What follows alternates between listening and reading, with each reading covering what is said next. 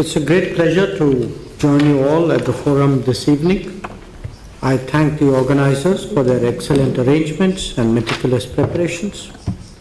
It has been interesting listening to various policy perspectives and sectoral viewpoints from all of you. I thank all presenters and take the opportunity to share my own thoughts on India-Russia economic cooperation. We are today at a moment when our partnership is simultaneously experiencing consolidation as well as exploring new domains and opportunities. At one level, there is a solid foundation of a time-tested relationship on which we now seek to build a more contemporary cooperation. But at another, there are profound changes in our respective economies as well as the uncertainties created by the global environment.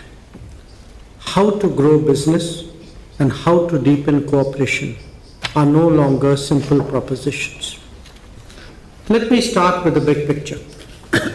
In the last few years, we have experienced the impact of the COVID pandemic, of conflicts, of political and economic shifts, of new technologies, and also of trade volatility.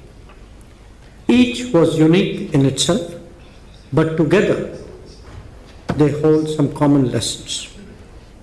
One is the importance of dependable and steady partners. Another is the value of shorter and more secure supply chains. A third is the concern about over-dependence on a limited number of markets. A fourth are the vulnerabilities of being overexposed to a few suppliers. A fifth is the reliance on narrow connectivity and limited logistics. And perhaps most of all, the cost of insufficiently searching for new opportunities, partnerships, and domains. It is this range of concerns and challenges that our gathering seeks to address. Friends, that India and Russia have nurtured one of the steadiest relationships between major nations in current times is now widely recognized. However, that did not automatically translate into significant economic cooperation. Our trade basket remains limited, and till recently, so did our trade volume. It may have grown in recent years, but then so too has the trade deficit. Both the diversification and balancing of trade now urgently mandate more strenuous efforts on our part. At the end of the day, they are essential not just to reach higher trade targets, but even to sustain the existing ones. The answer here lies essentially in the complementary nature of our respective economies. And India, with a GDP of $4 trillion plus, growing at 7% for the foreseeable future, has an obvious need for large resources from dependable sources. In some cases, it could be assured supply of essential products, fertilizers, chemicals, machinery being good examples. Its rapidly growing infrastructure offers business openings to enterprises with an established track record in their own country. The Make in India and other such initiatives have opened up new windows for foreign businesses. The modernization and urbanization of India generate their own demands, flowing from shifts in consumption and lifestyle. Each of these dimensions represent an invitation for Russian companies to engage more intensively with their Indian counterparts. Our endeavor is to encourage them to rise to that challenge. Let us now look at the mirror image.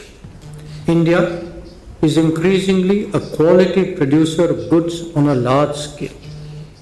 This can ensure an affordability and accessibility visible in fields like healthcare. The competitiveness of Indian economy is today in display in so many other domains as well. It extends from engineering and construction materials to electronics, auto components, and fashion products. When it comes to food and agriculture, we both have our particular strengths. Another area that has considerable potential is the mobility of skilled manpower. Today, we must think in terms of a global workplace and the optimization of talent. As it is reasonably evident, there is much that India and Russia can do for each other in promoting growth and accelerating development. What we seek to do as governments is to provide the guidance and create conditions for economic activities to take place. Clearly, much centers around trade, but there is growing willingness to contemplate more investments, joint ventures, and other forms of collaboration. First Deputy Prime Minister Manthurop and I are here amongst you to encourage those processes. We want to send you all a clear message that an enduring strategic partnership must have a strong and sustainable economic component. Realizing that means moving on multiple fronts. We have today concluded the terms of reference for the India-Eurasian Economic Union FTA. That will surely make a difference when concluded. We spoke about motivating joint ventures in key areas where the demand is already established. Some initiatives of significant investment levels were also spoken about. Our skilling and mobility endeavors have started to take off. The desire to improve connectivity is also expressed through multiple options. Ensuring that trade settlements and other financial payments become smoother has also been recognized and, more important, acted upon. There is a more active search for opportunities and partners in various fields. But in the final analysis, what we really need is for businesses to step forward confidently. Not just that, also ensure that there is a close collaboration between what governments are discussing and businesses are planning. In fact, ensuring the synergy was one of our agenda points at the IRIGC official meeting earlier this evening. So friends, I know that all of you share these aspirations and sentiments. Your suggestions and experience hold great value as we seek to upgrade our economic cooperation. Let me conclude by expressing the hope that our efforts would translate into practical activities and projects so that the true potential of this long-standing relationship is fully realized and that it is on display when the annual summit takes place between our leaders at the end of this year. Thank you again. Good evening. Dobry večer.